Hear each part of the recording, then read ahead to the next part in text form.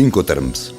Во Република Северна Македонија се произведуваат бројни и разновидни добра, но сепак се јавува потребата за увоз на одредени производи од други држави. При увозот, овие производи треба да бидат предмет на царинење од царинската служба. За таа цел, царината мора да ги има следните три важни информации. Под 1. За какви производи станува збор? Под 2. Која е нивната земена потекло? Под 3. Колкава е нивната вредност? Со цел да се одреди вредноста на производот за царински потреби, важно е да се знаат условите под кои се тргувало со стоката. Во ова видео ќе објасниме неколку од меѓународните трговски правила што се користат при увоз и извоз на производи во и од Северна Македонија. Двете главни страни инволвирани во продажбата на добра се продавачот, извозникот и купувачот, увозникот. Договорот за купопродажба што го склучуваат извозникот и увозникот треба да ги врами условите под кои се тргува со стоките, како и одговорностите за повеќе видови трошоци и ризици. Најчесто употребуваните меѓународни трговски правила се развиени од Меѓународната трговска комора, МТК, International Chamber of Commerce, ICC, и се познати како Incoterms или меѓународни трговски правила. Во 2010 година МТК ја усвои последната верзија на Incoterms, што ги пропишуваат соодветните обврски на продавачот и купувачот, подобро познати како Incoterms 2010. Бројните Incoterms вообичаено се условуваат со кратенка од 3 букви, односно акроним од нивното име. Incoterms 2010 вклучуваат правила кои можат да се употребуваат при било кој начин на транспорт попознати како општи правила. EXW, X-Works, FCA, Free Carrier, CPT, Carriage Paid To, CIP, Carriage and Insurance Paid To, DAT, Delivered at Terminal, DAP, Delivered at Place, DDP, Delivered at Duty Paid.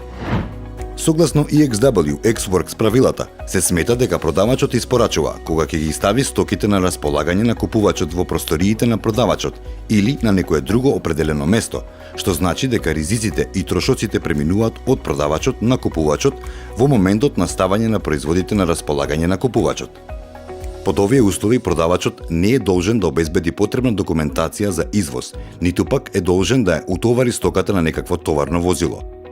Согласно CPT, Carriage Paid To, продавачот испорачува во моментот на предавање на стоката на превозникот или некое друго лице номинирано од продавачот на договореното место за примопредавање. Исто така, овие правила налагаат продавачот да обезбеди транспорт и да ги плати трошоците за истиот, од местото на предавање на стоката на превозникот до договореното место на конечна испорака. CIP, Carriage and Insurance Paid To правилата се слични со CPT, со таа разлика што согласно овие правила, покрај другите обврски за продавачот, пропишана е и обврската истиот на купувачот да му обезбеди и исплати осигурување од штета и губиток на производите за време на транспортот. Согласно DAT, Delivered at Terminal, се смета дека продавачот испорачал кога стоката е истоварена од товарното возило и ставена на располагање на купувачот во назначената точка на договорената станица или друго место на дестинација. Согласно DAP, Delivered at Place правилата пак, продавачот испорачува кога добрата се ставени на располагање на купувачот во товарното возило кое е пристигнато и подготвено за истовар на договореното место на конечна испорака. DDP, Delivered at Duty Paid, правилата се слични со DAP правилата, а се разликуваат по тоа што DDP ја вклучуваат обврската за продавачот да ги обезбеди сите дозволи за увоз и извоз и да ги плати сите царински давачки, како и да ги изврши во целост сите соодветни царински формалности. Некои Incoterms може да се применуваат само при поморски транспорт и транспорт по внатрешни водени патишта, попознати како поморски правила. FAS, Free Alongside Ship, FOB, Free on Board, CFR, Cost and Freight, CIF, Cost, Insurance and Freight. Согласно FOB, Free on Board правилата, продавачот испорачува кога ќе ги достави стоките на брод или друг пловен објект или контейнер, определен од купувачот на договореното пристаниште, или ги обезбедува стоките веќе доставени на тој начин. Согласно CFR, Cost and Freight, продавачот треба да ги достави стоките во контейнер, брод или друг пловен објект или да ги обезбеди стоките веќе доставени на тој начин. Ризикот преминува од продавач на купувач во моментот кога стоките ќе бидат доставени на објектот. Овие правила ја вклучуваат и обврската на продавачот да обезбеди транспорт и да ги плати сите трошоци за транспорт и возарина, неопходни за достава на стоката до избраното место на дестинација.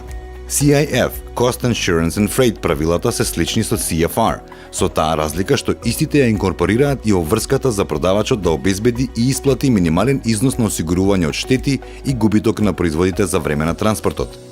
Освен идентификација на соодветните обврски, трошоци и ризици, применетиот Инкотерм во договорот за купопродажба воедно придонесува и за одредување на царинската вредност на производите, затоа што трошоците за транспорт и осигурување на стоките до нивното пристигнување во Северна Македонија мораат да бидат засметани во царинската вредност. За дополнителни информации ви упатуваме на официјалната публикација Инкотерм 2010, издадена од МТК.